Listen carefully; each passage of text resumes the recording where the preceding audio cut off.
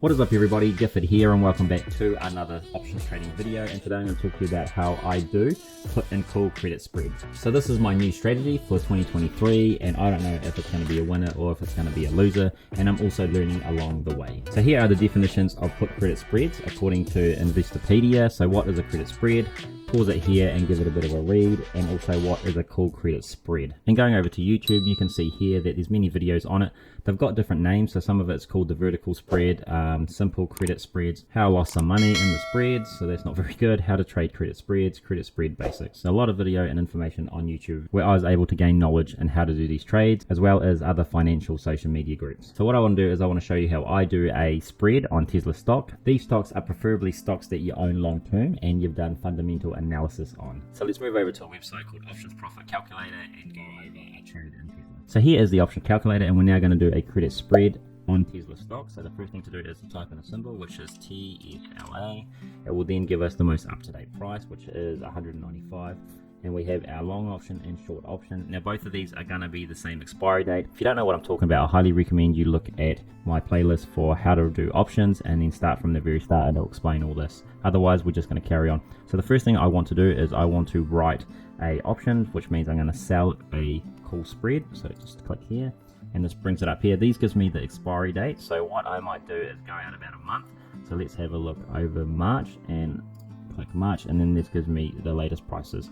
Now you can do, from this calculator, you can do a call credit spread or a put credit spread. And obviously the credit or debit spread is depending which one you want to do. So whether you want to sell or you want to buy the option closest to the current share price is going to be determining whether you pay a credit or a debit. So in this case, we're doing a credit spread, which means we're always going to be making money. That's why we're doing this. I want to get some premium for it. So if we scroll down here, we can see that the prices are 195. Therefore, let's say, well, in a month's time, I don't think Tesla is going to go to $208. That's a pretty safe range. What's that? That's $85 it's going to move by. I know Tesla does some crazy things and it could go up that far, but let's just say that it's not going to. The highest it goes is 250 or something. So this one would be a good trade to make. And then let's click $1.62. What you want to do is you then want to go buy a lower strike price one. So if I'm paying 280, I would want to buy sort of $5 down and buy this one here, which is $1.46. So it's actually going to take $1.46 minus $1.62, and in between that will give me my credit. So you can see here I'm now buying the $285 call option, and this is why it's small account friendly. But this one here, because I am buying the next one above it, then it's going to be a lot less. So you can see here, because I am minimizing the amount of capital I need, I'm only actually going to receive 16 cents of that times 100, which would be $16. But also the amount of money I would lose on this trade is only actually $500, because the difference here is $5. You times it by 100, that's $500. But this thing here will work it out for you and what's going on. So if I calculate, it's going to bring up all the information.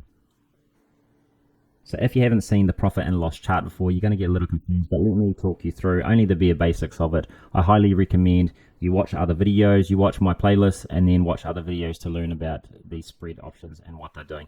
But basically here I get $16 net credit, so making sure that Tesla does actually stay below the $280 mark in that 1 month, which is likely it's going to do that. But as I say, Tesla can do crazy things, and I'll show you an example later on in the video where it actually just blows past my credit spread limits and I'm having to pay, I'm actually at a loss from here. So we're getting paid $16, and then the max risk that I can have is $484. Basically it's $500, but they take away the credit off there as well. So that's why it's $500 minus $16 that you get given. So that's your total loss if Tesla was to be at 285 at this expiry date. So we did it out to about a month. Whereabouts is the expiry date here? So, yep, it tells you here in March 9th expiry date, we would lose $484. And with this calculator, it works out the max return on risk, which is 3.3%. But the most important one is that this, if you were to do this for a whole year, it actually equates to 37% annually. So this is why I would be doing it. And the probability of profit is actually 95.5%. So it's very high. Now, I'd highly recommend that you don't do this on Tesla stuff, or just do this on Tesla stock, because I'm quite confident in them. But basically, if you were to do the strategy every month for 12 months consistently, and then actually pick proper prices on Tesla, which I know is difficult to do, you would get 37% return, and that is a massive return considering that if you just get the average index funds in the stock market, it's about 7% a year. If you were to consistently do this, you would get 37%, and this is quite a safe strategy if you know what you're doing. Obviously, I'm not there yet, but I am trying to get there. So this profit loss calculator is just basically telling you that as the time goes along, here is where the stock price needs to be for you to make money. So as you can see there, as long as the stock price never gets up below $280 from its current stock price of about $195, I get my full $16, which equates to 37% annually. And by the way, 37% annually would make you among the top world investors, so don't think you're going to get that all the time.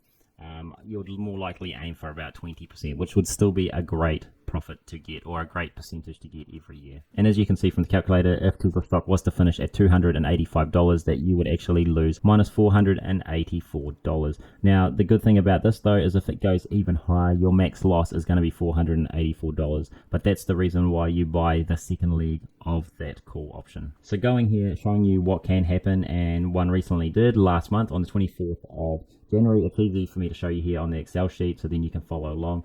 What I did is I did a call credit spread, and you can see I did it on Tesla. So the 24th of January, and I sold the 145 credit spread and also the 150 to the buy call. So what I did do is I sold the 145 and I bought the 150, and that was expiring on the 27th, so that week, pretty much a 3-day trade. And you can see here the difference between the two is I would keep some money. So let me work that out. That's about $80.90. So it's about $110 if the stock price wasn't to go over $145. So as you can see, that was a little bit silly of me, because looking at the stock price, now looking back at it, I think, well, why did I do that? But anyway, you can see that the stock price then closed on the day at $143, and I was hoping it didn't go up. And this was because Tesla had earnings, and I was hoping that after earnings, the stock would actually crash down like it has previously before, regardless of what they posted. Now, unfortunately, that didn't work. The stock actually rallied and went up. And so we can see, drag this out, we can see here that it went up 35% or $50, which basically means $50 times 100 shares equates to $5,000. And on my credit spread, it actually went up, and therefore they call it in the money. So it went way past my expected price of $145 and right up to about $190. So because my spread was $5 across, you times that by 100, so my max loss was $500 plus minus the premium that I paid. So what does it all look like? So what I actually did is that instead of losing my $500, you can do a thing called a roll, which means you can roll it out a little bit further and try to see if the stock price can come down later. As of right now, Tesla stock is still at 190-ish, and I need it to come down to $147. But what I'm going to keep doing is I'm going to keep rolling it, but that's for another video anyway. But here I'm just showing you that when I close this position, I actually was minus $3,247, but luckily, because I had that buy call option, I was able to sell that for $2,615, which offsets the price. And you can see here that I was able to roll that position as well. And so this one here shows here that I got $3,300 and I minus $2,700. So the difference there is $500 plus. But obviously I lost $500 here. I'm just going to keep rolling up, and hopefully eventually I can get higher and Tesla actually comes down. What can also happen is that Tesla keeps going up in price, which means that I would actually lose this $500 eventually, or if I get assigned earlier. But anyway, that's for another video because it's quite complicated. So there's some hard rules in this, and they are risk management is key. Before you do any of this, you understand what your sort of risks are. My risks were I was prepared to lose $500 if I got this completely wrong. Obviously I've got this completely wrong, but I'm just going to try to roll it out and see how far I get. At the moment, I haven't lost any money on it. The good thing about options trading or these credit spreads is that if you do get it wrong, unlike what I did before, it's not going to just crash my account by minus 15 to 20%. Also, know how much total capital you have for options trading, because the price is the spread of the trades is actually times 100. So my max loss would be $500. So that's very important, because if you do one, say $20 spread on it, then it's a $2,000 max loss. And one big thing to learn is that how to roll your losing positions for no money lost. So that's what I'm currently doing, and I'm going to see how far I can do that. I highly recommend you don't do what I did, which was trade on earnings. So when there's an earnings week, it's better that you just don't do any options for that week, because the stock can get very volatile and there can be huge spikes in that. So that's what caught me out. And also if there's any macro news, if you can help it, but macro news comes out anytime anyway.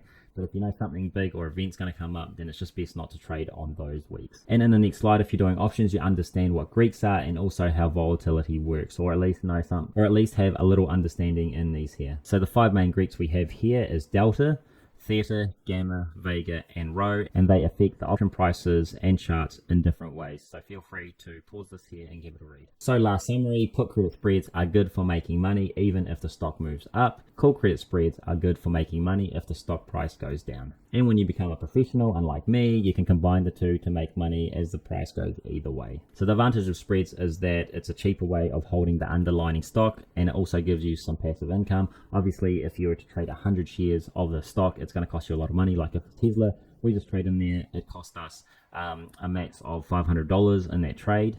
But if you were to hold the actual stock itself, you would need $195 times 100 shares, which would be $19,500 just to actually put a options trade on there. So a lot cheaper for the small counts. And the number one lesson is that do not confuse your long-term holdings or investing with options trading, because options trading is a short-term play on the stock price. Thank you very much for watching. That is it for today. I'm going to be trying this strategy out over in the next few months and see how I go along. I'll be posting some of it on Instagram, so feel free to follow me there. I post there every other day with some stock news and what I'm doing in the market. The trading platform I use is Interactive Brokers, Hatch Invest, Stake, and Sharesies for individual companies, and I use Investnow for index funds. If you want to start investing, you can use any of my referral codes down below to start your own investing journey if you are from New Zealand. May the gains be with you, and I'll see you in the next video. Goodbye.